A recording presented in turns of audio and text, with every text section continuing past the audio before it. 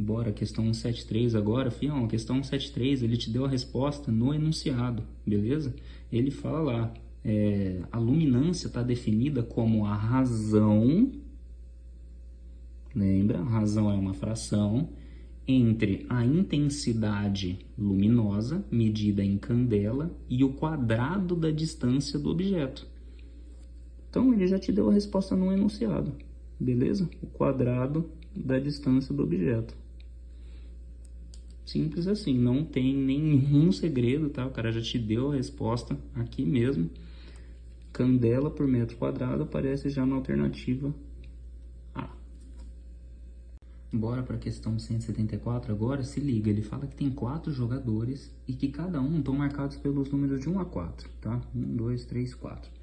E cada um dos jogadores tem 100 moedas, beleza? E aí, eles vão transferir as moedas nesse ciclo aqui, tá? Então, olha o que eles vão fazer. O jogador 1 vai passar uma moeda para o jogador 2. O jogador 2 vai passar 2 moedas para o jogador 3. O jogador 3 vai passar 3 moedas para o jogador 4. E o jogador 4 vai passar 4 moedas para o jogador 1. Beleza? E assim termina uma rodada. Então, vai ser sempre nesse ciclo. Beleza? Ele te fala que esse jogo vão ter N rodadas. E aí, no final dessa rodada N, ele quer saber qual das alternativas ali que ele te deu representa o número de moedas do jogador 1. Beleza?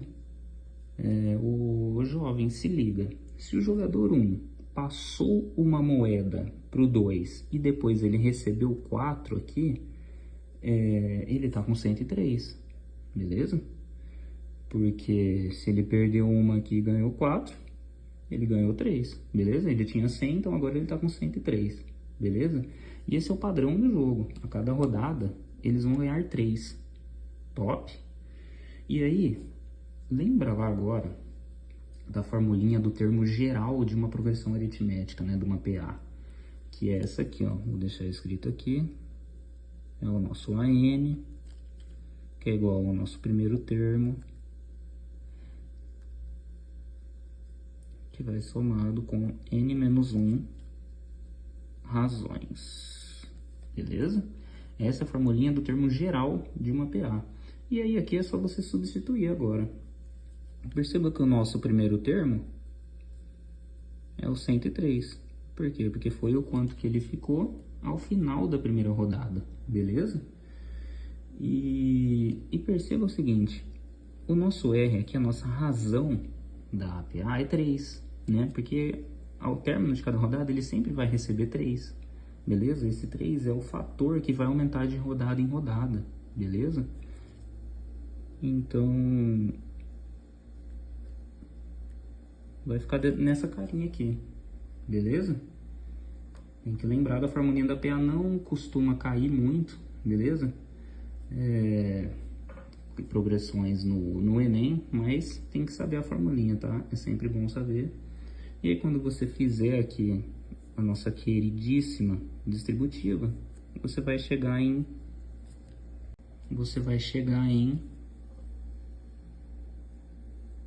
103, vamos lá. Vamos fazer aqui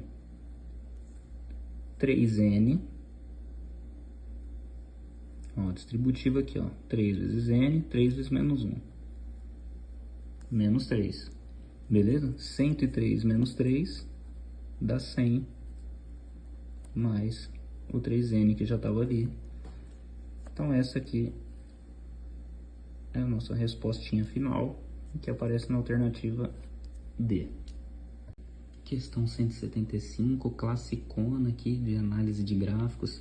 Ele te fala que uma pessoa tem um carro que é movido na gasolina e no gás natural. E que o rendimento desse carro ele é medido em quilômetros por metro cúbico, se for no gás natural, e em quilômetros por hora, se for na gasolina. E ele te dá esses dois gráficos dos rendimentos, um para cada combustível. Eu tentei desenhar os gráficos, tá? Não ficou ideal o desenho, mas dá para o gasto, dá para perceber aqui o que ele quis fazer. Ele te fala que essa pessoa fez uma viagem de 240 km de distância, tá? E para ter uma estimativa de gasto de combustível, ele pede para você considerar uma velocidade constante de 60 km por hora. Isso aqui é importantíssimo, tá? Essa velocidade aqui constante. E aí, o que ele te fala? Ele te fala que desses 240 km, metade o cara fez no gás e metade na gasolina, beleza? E aí ele também te dá o preço dos dois combustíveis. Ele te fala que o metro cúbico do gás natural está custando R$2 e o litro da gasolina está custando R$3. Saudades quando custava isso. Então vamos lá. Olha para o primeiro gráfico aqui agora. Primeiro, né, o que ele pede? Ele te pede a diferença dos dois gastos, né, dado todas essas informações. Então, olha para o primeiro gráfico aqui, se liga, no 60 por hora, tá? Se a gente fizer aqui, tentar formar o nosso par ordenado aqui do quilômetros por hora com o quilômetros por metro cúbico, como se fosse XY, né? Lá no gráfico vai estar que quando está 60 km por hora, o rendimento é 10 km por metro cúbico, beleza? E se ele andou 120 km, lembra que é metade do trajeto, a gente descobre o consumo já, sim ou não? É só a gente fazer o 120, que é a metade do trajeto que ele andou, dividido por esses 10 que a gente encontrou aqui a 60 por hora, beleza?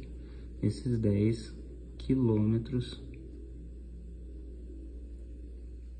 por metro cúbico, top? Isso aqui vai te dar um consumo de 12 metros cúbicos, beleza? E aí, fião, se o preço do gás, do metro cúbico do gás é R$2, e ele consumiu 12, você concorda que ele pagou R$24? Porque se um metro cúbico tá custando R$2, 12 metros cúbicos vai custar o dobro disso, né? Que de 1 para 2, aqui vai ter que ser a mesma coisa, né? Vai dar R$24, beleza? Agora olha para o segundo gráfico, o gráfico da gasolina. A ideia é exatamente a mesma, tá? Olha para os 60 km por hora que ele pediu, na velocidade constante. Tá batendo ali no 8, né? No 8 km por litro. Então, repete o processo. Os 120 km, que é a distância da metade da viagem, para a gente conseguir achar esse consumo, beleza?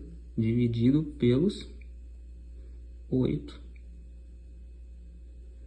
km por litro, tá? 120 dividido por 8, isso aqui vai dar 15 litros. E aí, de novo, se 1 litro da gasolina tá custando R$3, quanto que tá custando 15 litros? É 3 vezes 15, né? Se 1 é 15, o 3 vai ser 3 vezes 15.